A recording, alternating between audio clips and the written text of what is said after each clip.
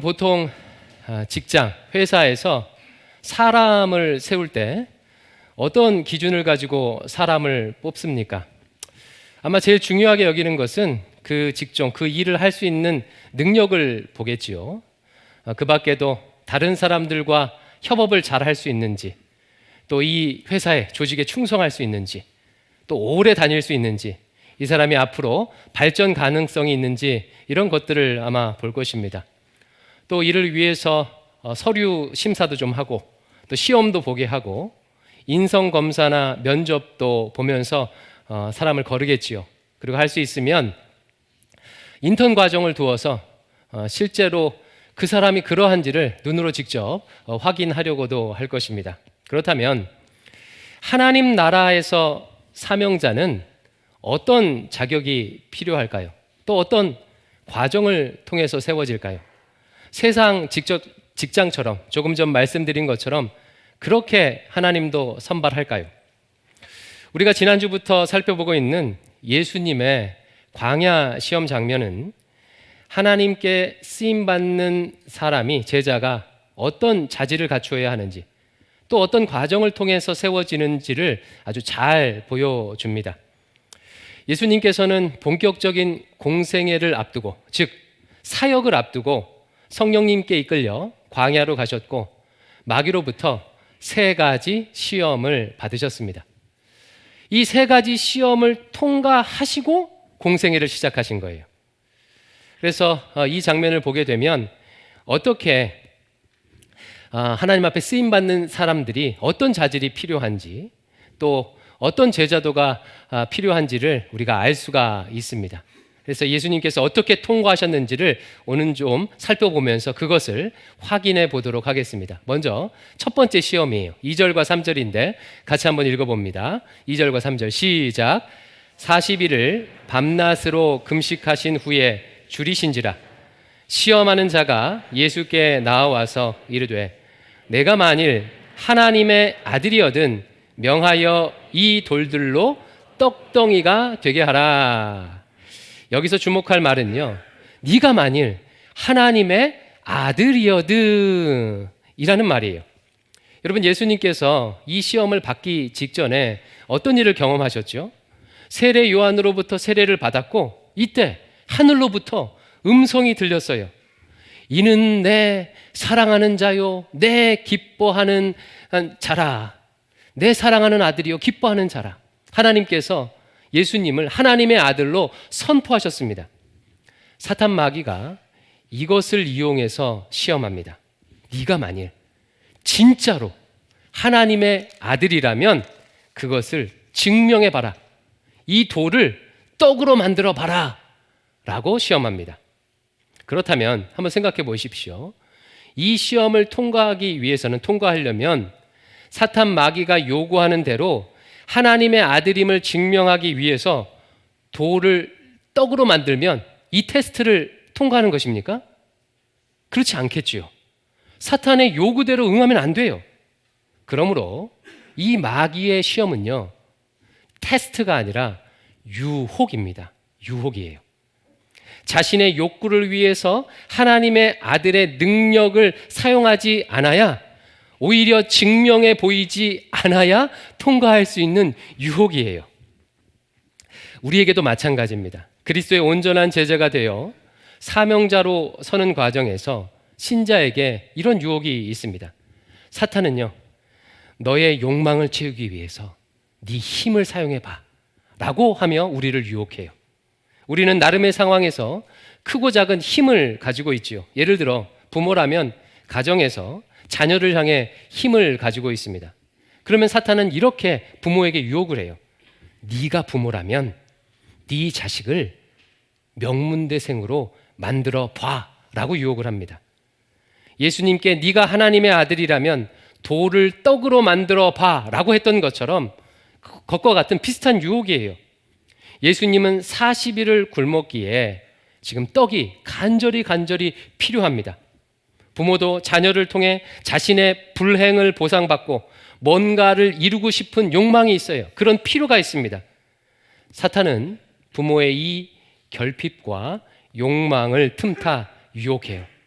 만일 네가 부모라면 자녀를 통해서 네 욕구를 채워봐. 네 원함을 이루어봐. 오래전에 한 남자 성도님과 사춘기 자녀 문제로 상담을 한 적이 있습니다. 대화 중에 그분께서 저에게 이러시더라고요. 목사님, 저는요 우리 사춘기 애들한테, 남자애들한테 이렇게 말합니다. 야, 너희들 아빠한테 내 인생에 참견하지 말라는 식으로 말하면 안 돼. 아빠가 번 돈으로 먹고 살면서 그렇게 말하면 안 되지. 니들 마음대로 하고 싶으면 독립해서나 그렇게 해 라고 말한대요. 여러분, 이분이 자녀에게 한 이 말이 어떻게 여겨지십니까? 요약하면 이런 의미죠. 내가 준 돈으로 먹고 사니까 내 말 들으라는 거예요. 아빠가 자녀의 삶에 관심을 가질 수 있고 가져야 하고 자녀가 아빠의 말에 귀를 기울여야 하는 이유는 아빠와 자녀가 서로 경제적 종속 관계에 있기 때문이 아닙니다. 아빠와 자녀 관계이기 때문에 그러는 거예요. 부모와 자녀 관계이기 때문에 그러는 거죠. 그러나 사탄은 아빠를 유혹해요. 만일 네가 가족의 생계를 책임지는 아빠라면 말 안 듣는 자녀, 네 말 듣게 해봐. 아버지가 이 유혹에 넘어가서 자신의 뜻을 자녀에게 관철시키기 위해 경제적인 지위를 사용한다면 가정 안에서 하나님 나라를 이루기 어렵습니다. 오히려 마귀가 역사할 거예요. 이런 방식의 유혹은요, 정말 너무나도 많습니다. 네가 담임 목사라면 너의 욕구를 위해서 부교역자들에게 힘을 한번 써봐. 네가 사장이라면 너의 욕구를 위해서, 욕망을 위해서 직원들에게 힘을 한번 써봐.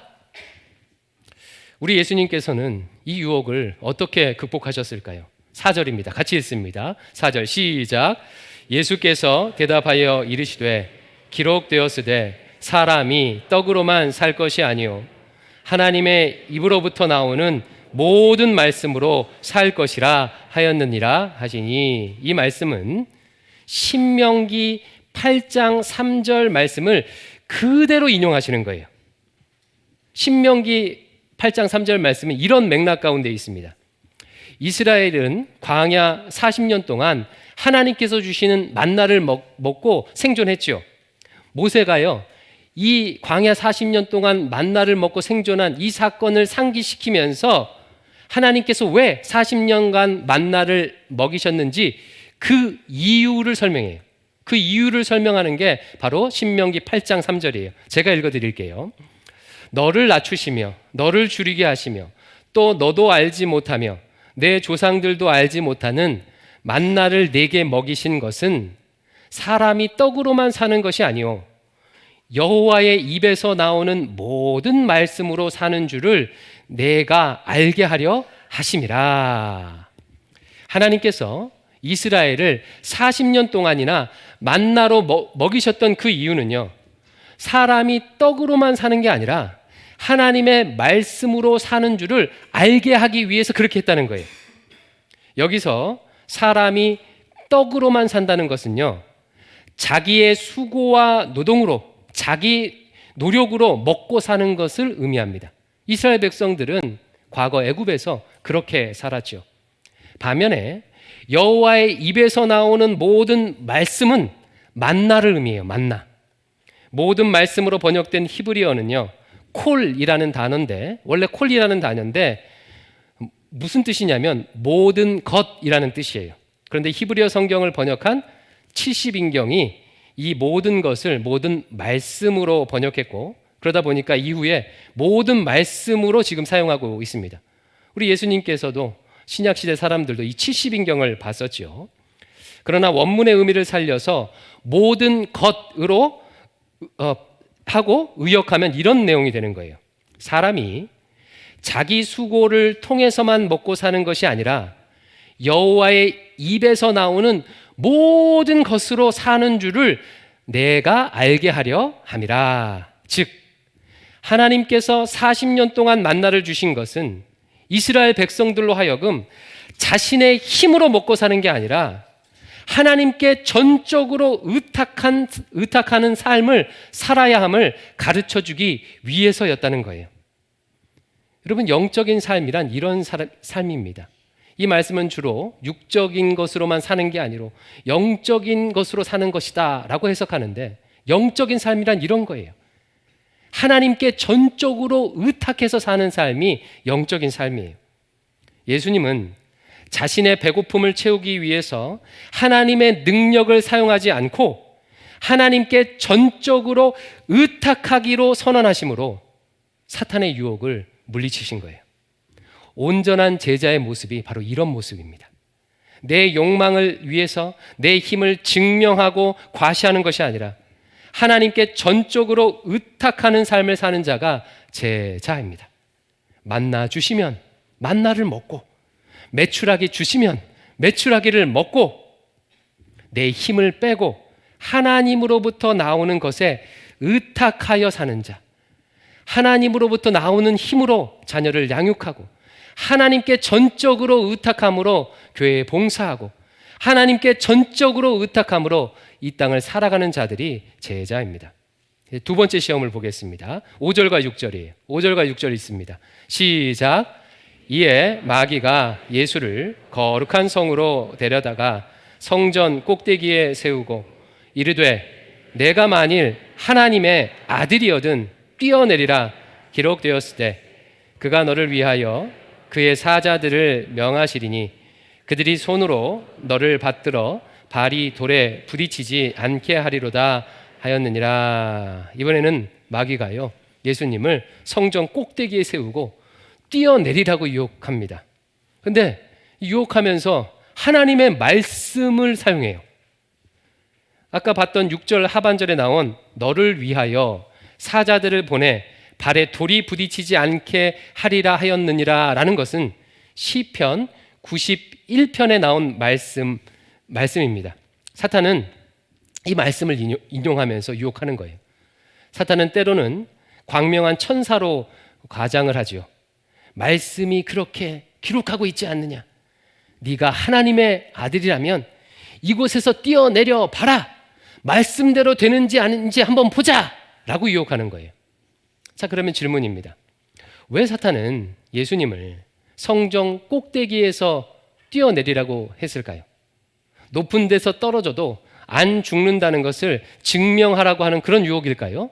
만약 그렇다면 굳이 성전까지 갈 필요가 없겠죠. 그 광야 산 꼭대기에서 뛰어내리라고 했으면 될 거예요. 여러분, 예루살렘 성전은요, 유대 사회의 중심입니다. 수많은 사람들이 모이는 거예요. 그래서 만약 이곳 꼭대기에서 떨어졌는데 하나도 다치지도 않고 시편 91편의 말씀대로 천사들이 나와서 예수님을 보호한다면 어떤 일이 벌어지겠습니까? 그 순간 예수님은요, 하루아침에 유명해질 거예요. 사람들이 주님께 열광할 것입니다. 아주 빠른 속도로 하나님의 아들임을 증명해 보일 수 있을 것입니다. 아주 좋은 방법이에요. 사탄 마귀는요, 하나님의 때를 기다리지 않고 자신의 능력으로 사람들의 박수갈채를 받으라고 지금 유혹하고 있는 것입니다. 첫 번째 시험, 돌을 떡으로 만들라는 시험은요, 나의 욕망을 위해서 내 힘을 사용하라는 유혹이었다면, 이 두 번째 시험은 기다리지 말고 빨리 성취하기 위해 네 힘을 사용하라는 유혹입니다. 여러분, 기다림의 시험은요, 정말 어렵습니다. 제가 보니까 기다림은 진짜 제일 어려운 것 같아요. 대부분의 신자들은 가정의 복음화, 배우자의 변화, 자녀의 변화, 취업 문제 해결, 경제적 안정, 여러 문제 해결 등등이 내 뜻이 아니라 하나님의 말씀대로, 하나님의 뜻대로 해결되기를 원해요. 여러분 다 그러시잖아요, 그렇죠? 하나님의 뜻대로 말씀대로 해결되길 원하시잖아요. 그런데 문제는 그 뜻이 빨리 이루어지기를 바라는 데 문제가 있어요. 빨리 가족들이 변하고, 빨리 자녀들이 변하고, 빨리 교회가 부흥하고, 빨리 가정이 복음화되고, 빨리 사업이 안정되고, 빨리 이 병에 치유되고, 빨리 무엇인가를 얻기를 원합니다. 빨리 되어야 한다고 생각하면 그럼 어떻게 하겠습니까? 하나님의 때를 기다리지 못하고 힘을 쓰겠죠. 힘을 씁니다. 내 힘을 써요. 사람들이 욕이나 폭력을 사용하는 이유도 빨리 내가 원하는 것을 얻기 위해서예요. 자녀들한테 큰 소리로 막 욕하고 자녀들에게 폭력을 쓰면요, 애들이요 빨리 말을 듣기 때문에 그렇습니다. 내 위력을 이용해서 하급자를 누르는 이유도 그래야 빨리 내 말을 들을 것 같기 때문입니다. 저는 가정 문제로 상담을 많이 하는데요, 여러 가정을 상담하면서 발견한 것이 하나 있습니다. 목사에게 와서 상담을 할 정도면요, 해결 의지가 있으신 분이에요. 또 헌신도도 높습니다. 그리고 가정에 하나님의 뜻을 이루겠다는 믿음과 신앙도 있으신 분들이에요. 근데 그 정도의 분들이 가정 문제로 스트레스를 너무나도 많이 받고 가끔 하나님의 인도하심을 기다리지 못하고 악수를 두는 이유는요, 조급하기 때문에 그래요. 조급하기 때문이라는 것을 제가 발견했습니다. 수년 동안, 보통 가정 문제는요 하루아침에 생기지 않습니다. 짧게는 수년, 길게는 수십 년 동안 생긴 문제인데 이것을 몇 달 만에 해결하기를 원해요. 사탄은 이 부분을 집요하게 공격합니다. 야, 배우자가 좋은 모습으로 변하는 거, 자녀가 예수님 잘 믿고 좋은 모습으로 변하는 거 하나님의 뜻이잖아. 그러니까 빨리 그렇게 되도록 해. 빨리 해결하려고 해. 뛰어내려서 빨리 박수갈채를 받아. 특히 한국 사회에서는 이 유혹이 너무나도 강합니다. 여러분, 한국 사회는요, 우리가 모두 다 같이 합의한 것도 아닌데 사람의 때를 다 정해놓고 있어요. 유치원생 정도가 되면은 영어는 이 정도로 해야 되고, 초등학생 고학년이 되면 수학은 이 정도로 돼야 되고, 20살이 되면 대학은 이 정도는 가야 되고, 자격증은 이 정도는 따야 되고, 40살이 되면 결혼해서 자녀는 이 정도도 있고 재산은 이 정도는 돼야 되고, 50살이 되면은 노후는 이 정도는 준비되어 있어야 한다고. 사람마다 때가 다 다른데 근거도 없는 시간표를 정해놓고 그 시간표에 맞추어 살도록 요구합니다. 그리고 그 시간표보다 조금이라도 빨리 성취한 사람을 성공했다고 하고, 그 시간표에 조금이라도 늦은 것 같으면 주변에서 큰일 날 것처럼 말해요. 아이고, 나이가 멋진데 아직도 혼자야. 아니, 결혼한 지 몇 년이나 되었는데 아직도 애가 없어. 아이고, 그렇게 벌어서 언제 집 살라고 해. 누가 직접적으로 말하지 않아도 SNS를 통해, 매스미디어를 통해 이와 같은 사회적 압력을 받아요. 그러다 보니까요, 자꾸 내가 뭐 잘못하고 있는 것 같이 여겨져요. 내가 뒤처져 있는 것 같은 그런 생각을 들게 만듭니다. 이때 이 유혹과 이 세상의 공격에 흔들리면 조급하게 되겠죠. 그리고 조급하게 되면 하나님의 인도하심을 받아 하나님께서 내게 계획하신 내 인생을 살지 못하고 다른 인생을 살려고 하게 됩니다. 내 힘을 쓰게 되죠. 그렇다면 우리 예수님은 이 유혹을 어떻게 물리치셨을까요?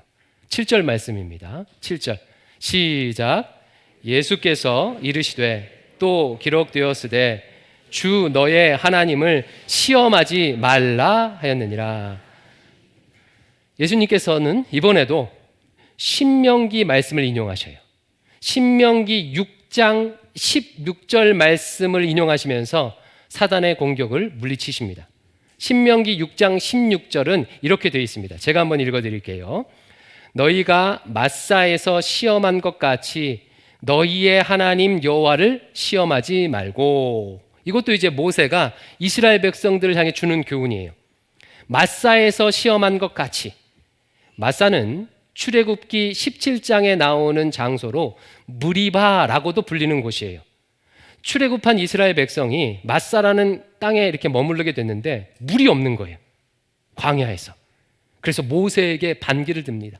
그리고 이렇게 말해요. 하나님이 우리와 함께 있는지 아닌지 막 시험을 해요. 그러면서 불신앙을 보입니다. 하나님께서는 이런 이스라엘 백성들에게 모세를 통해 반석에서 물이 나오게 하셔서 먹이지요. 모세가 지금 이 사건을 상기시키면서 이스라엘 백성들에게 교훈하는 거예요. 마사에서처럼 당장에 물이 없다고 하나님을 시험하지 말아라. 하나님을 신뢰하지 말아라. 그런 의미가 담겨 있어요. 예수님께서 이 말씀을 인용하시면서 사단을 물리치십니다. 예수님은 성전에서 뛰어내려 빨리 사람들의 주목을 끌라는 사탄을 향해서 하나님을 신뢰하겠다고 선언하신 거예요.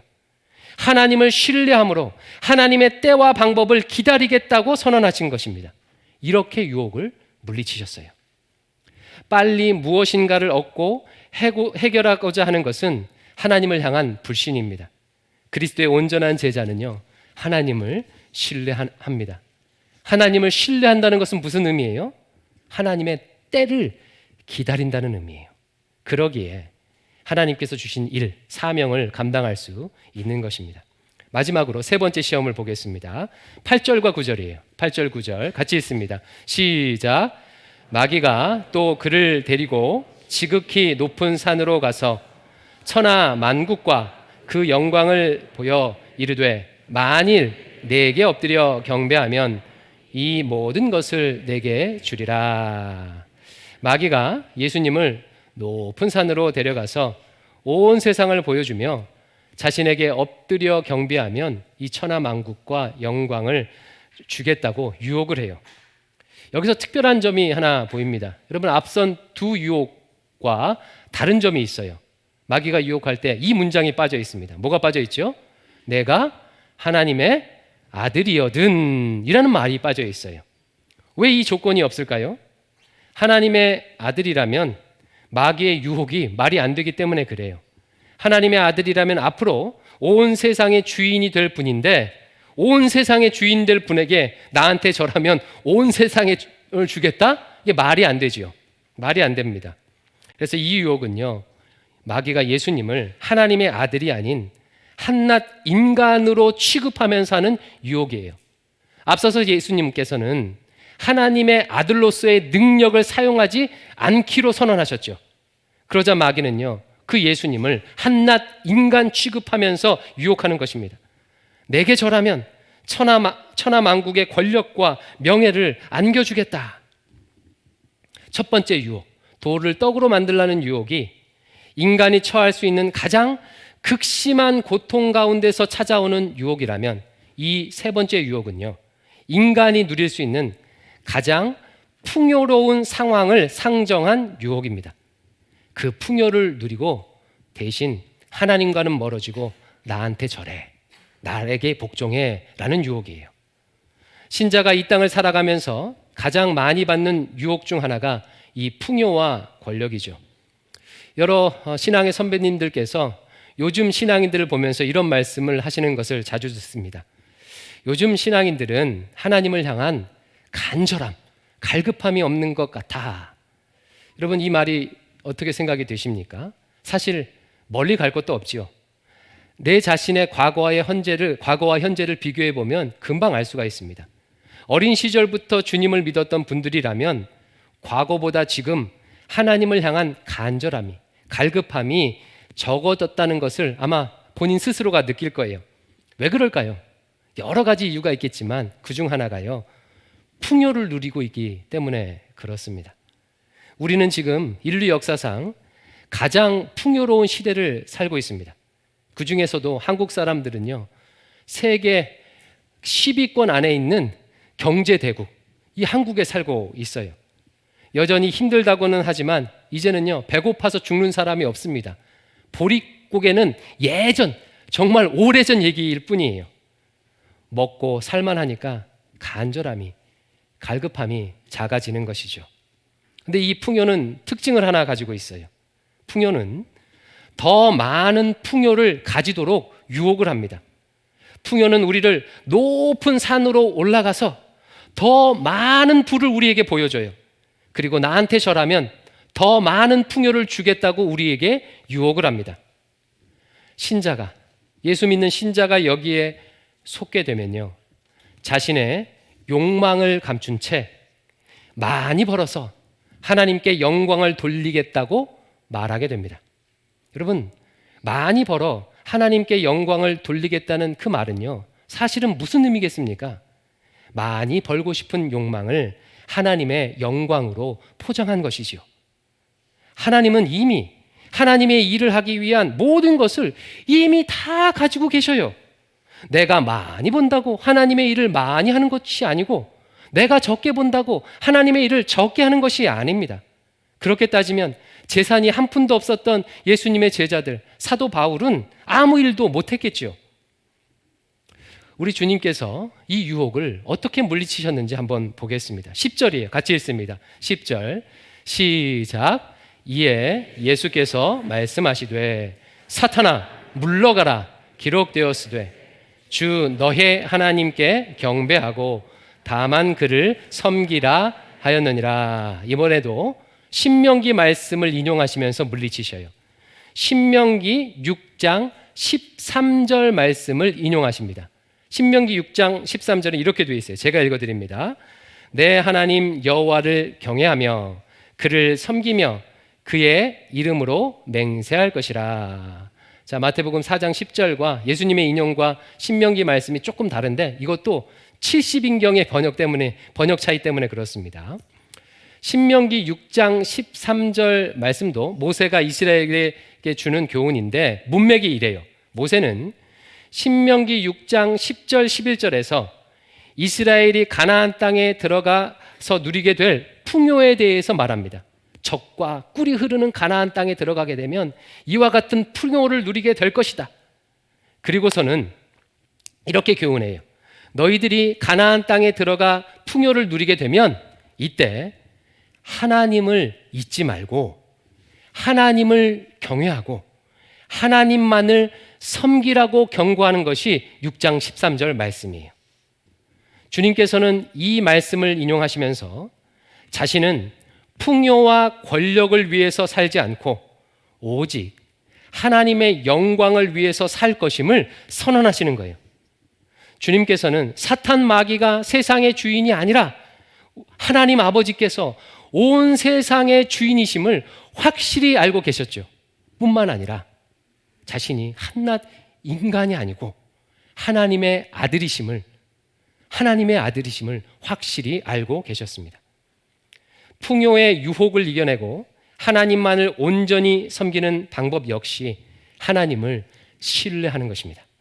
우리 하나님께서 온 세상의 주인이심을 믿는 거예요. 뿐만 아니라 내가 그 하나님의 자녀임을 믿고 내가 하나님의 자녀이면 하늘나라를 유업으로 받들 것이라는 것을 믿는 것입니다.